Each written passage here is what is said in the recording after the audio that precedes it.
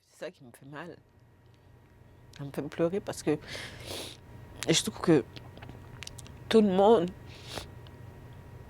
a le droit d'avoir un plaisir, a le droit d'être bien dans sa tête, dans sa peau. Ça n'a pas le prix d'avoir une confiance en soi. Ça n'a pas le prix de se dire, je suis comme j'aurais voulu être. Puis de se dire, ok, moi, c'est bon, quoi. Je m'aime comme je suis.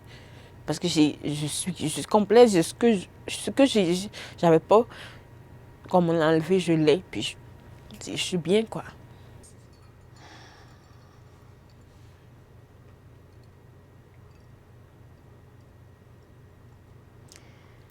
Ah, à 6 ans. Ah. Mais ça, ça a été plus rapide, par exemple. J'ai pas eu le temps d'y penser, là. J'ai pas eu le temps de savoir que c'était un bistouri ou un... Disons que j'ai pas vu venir. Là, j'ai vu à la fin, dans le fond. Ça se passait très rapidement. Ça se passe très, très rapidement. On est arrivé là, les enfants, mes amis et tout ça. Puis là, les enfants, ils passaient un à un. Ils t'entendaient crier. Tu sais pas c'est quoi, t'entends crier. Puis là, je regarde ma mère, elle me dit, ah, elle dit, quand tu passes là, c'est pour devenir une femme. OK. Puis quand t'es petite, tu sais pas. T'as aucune idée. Moi, j'avais aucune idée. Là, c'était mon tour. Je suis rentrée. Puis il y avait, c'était quoi? C'était 3. C'était 3. Non, elles étaient 4 en plus de l'exciseuse. Puis là, tu rentres, ben, quand t'es petite, hein, t'as 6 ans, t'es pas forte. T'es petite. Mais il y a 4 personnes qui te mettent au sol. Tu peux pas bouger, là, tu bouges pas, tu peux pas bouger. Il y a 4 personnes, là, il y a une qui met carrément son pied sur ton visage, tes bras, tu peux pas, t'es étouffé, là. T'es étouffé, t'es vraiment étouffé, tu peux pas bouger. Et là, l'exciseuse, elle va venir t'exciser. Tu vois même pas ce qu'elle est en train de faire. Parce que t'es plaqué au sol, puis t'as 4 grandes femmes sur toi. Puis là, ce qui est l'ironie, là, c'est que tu vas être excisé, ils vont te prendre, d'aller te mettre dans une pièce avec des tas d'enfants qui sont couchés. Si tu as crié fort ou tu as beaucoup pleuré, là, et ils vont dire à ta mère, ah, ta fille, c'est pas une femme forte. Étant petit, on a tendance des fois à l'oublier rapidement, là, ça passe et puis on grandit, puis des fois on ne fait pas attention, on sait qu'on a eu quelque chose, mais on ne sait pas c'est quoi, quand tu sais pas c'est quoi.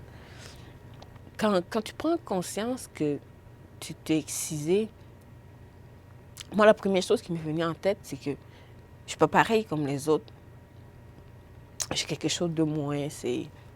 On se sent mal à l'aise des fois quand on parle de ça parce qu'on se dit, oh, moi, j'ai quelque chose de moins, ça ne marche pas. Là. Donc, tout de suite, si on parle de sexualité, puis tu vois autour de toi que toutes celles qui sont assises ne sont pas excisées, tu te vois comme le maillon faible, quoi, je dirais. Tu te vois comme, moi, je ne suis pas complète, il y a quelque chose qui ne manque pas. Alors, je pense que ça joue beaucoup aussi sur la confiance en soi. Donc, j'ai fait un voyage à San Francisco pour rencontrer le docteur Marcy Bauer, qui travaille en coopérative avec Clitorid. Je suis allée la voir. On a parlé un peu de comment ça allait se passer, les étapes de la guérison, comment ça allait se passer tranquillement. Il fallait être patient aussi et tout ça.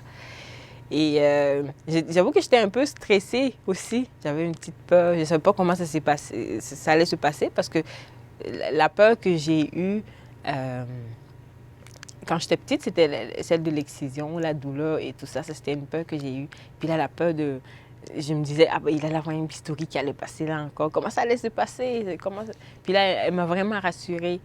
Puis là, le lendemain, ben, je suis allée pour l'opération. Et je suis rentrée en bloc opératoire. Puis je me suis réveillée. J'avais l'impression que ça a pris 1 minute. Je me suis réveillée. Puis évidemment, il y a la douleur et tout ça. Mais il y a quand même un gros soulagement. On se dit, on l'a fait et puis c'est fait, quoi. C'est pas pareil. C'est comme si j'ai eu l'impression que j'ai sauté cette étape-là de comment je dirais ça, de crainte-là quand je suis sortie du bloc opératoire. C'était derrière moi tout d'un coup. C'était l'étape de la guérison, l'étape de comment ça allait se passer qui avait pris la place tout de suite. Quand je suis arrivée, j'avais comme un petit conflit intérieur. Pas un retour sur mon passé d'enfance. Je faisais comme des rêves. J'avais l'impression qu'il y a un travail qui se faisait à l'intérieur pour replacer les choses. Parce que moi, je me suis fait restaurer, exciser quand j'étais petite. Puis là, je me fais restaurer. C'est là que j'ai vu l'importance vraiment de la réparation. C'est pas juste... Pour moi, ça n'a pas été juste le côté d'avoir un clitoris pour avoir le plaisir tout de suite. Non, ça n'a pas été ça. Ça a été vraiment un rangement intérieur que j'ai eu avant. Je dormais puis je faisais des rêves quand j'étais petite.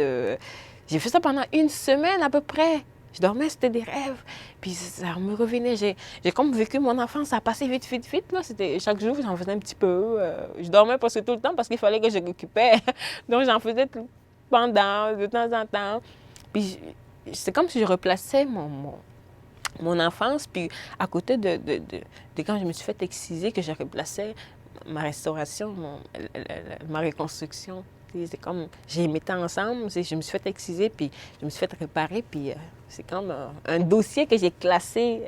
J'ai fait ça, puis je pense que ça a été vraiment plus, pour le moment, je dirais, c'est plus ce que j'ai ressenti, le bien que ça a fait dans la tête physiquement. Ça a changé beaucoup de choses. Je ne sais pas comment l'expliquer, comment mettre les mots là-dessus, là, mais ça a changé.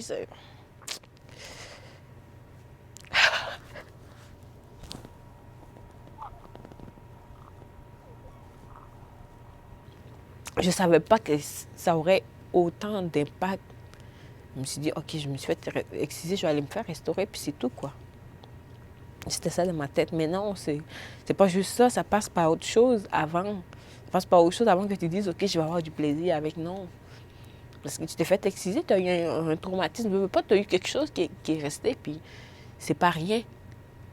Moi, je pense que c'est pas rien. C'est plus important c'est plus important qu'on pense. De se faire restaurer. Moi, les filles qui se sont faites exciser, moi je pense, je sais pas, moi je trouve que c'est primordial. Je sais pas, il y a, comment je dirais ça? Il n'y a pas le prix pour, il y a pas de prix pour ça, de se faire. C'est vrai que ça coûte quelque chose, oui, mais il faut le faire, quoi. Je trouve qu'il faut le faire, c'est important. Quand tu le vis, je sais pas. Si tu le...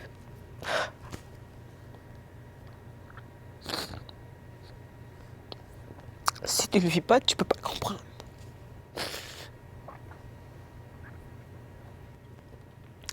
Si je me suis fait restaurer, je trouve que si j'en parle pas,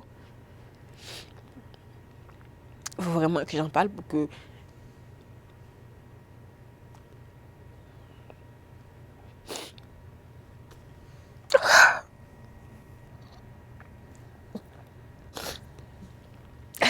ce qui me fait pleurer, c'est pas pour moi-même. C'est pour celles qui ne sont pas faites exciser, qui ne sont pas faites restaurer, je dirais, ou les personnes qui ne comprennent pas. C'est pas je pleure pas pour moi. Parce que je pleure parce que toutes les filles qui se sont faites exciser devraient se faire restaurer. Moi, j'en ai voulu. À ma mère, j'étais fâchée contre elle. Oh, j'étais fâchée. J'étais en colère. J'étais en colère parce que j'ai trouvé qu'elle m'a mis en retard. Elle m'a mis un gros retard. Elle m'a mis comme... J'ai l'impression qu'elle m'a mis un boulet qu'il fallait que je trimballe tout le temps. J'étais en colère. J'étais pas contente. Puis, en même temps, écoute, je me suis assise, puis j'ai réfléchi, puis je me suis dit, elle savait pas. Ma mère, elle savait pas. Elle aussi, elle a été excisée. Peut-être qu'elle n'a pas demandé pourquoi. Moi, je lui demande pourquoi. Peut-être j'ai été influencée aussi par d'autres circonstances qui m'ont fait prendre conscience puis savoir c'est quoi. Elle savait pas, ma mère. Sa mère non plus, peut-être qu'elle savait pas. Ça fait des siècles que ça existe. Elle ne savait pas. C'est comme je le dis toujours, je le répète, puis ça va arriver que je le répète, c'est l'ignorance. Écoute, c'est pas que ma mère n'est pas allée à l'école. Elle est allée à l'école, mais il y a certaines informations, quand ça passe pas, quand tu le sais pas, tu le sais pas. Je la vois comme une personne victime, une personne qui a été manipulée. Moi, je pense que je suis chanceuse parce que je peux profiter de l'avancée de la technologie, je peux profiter actuellement pour me faire restaurer.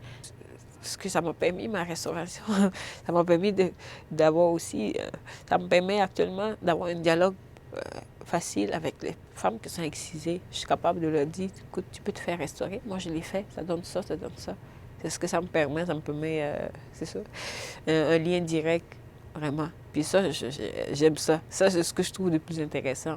Vraiment, pouvoir aller dire à quelqu'un, écoute, je l'ai fait, puis j'aimerais ça, je vais t'accompagner, je vais t'aider à le faire.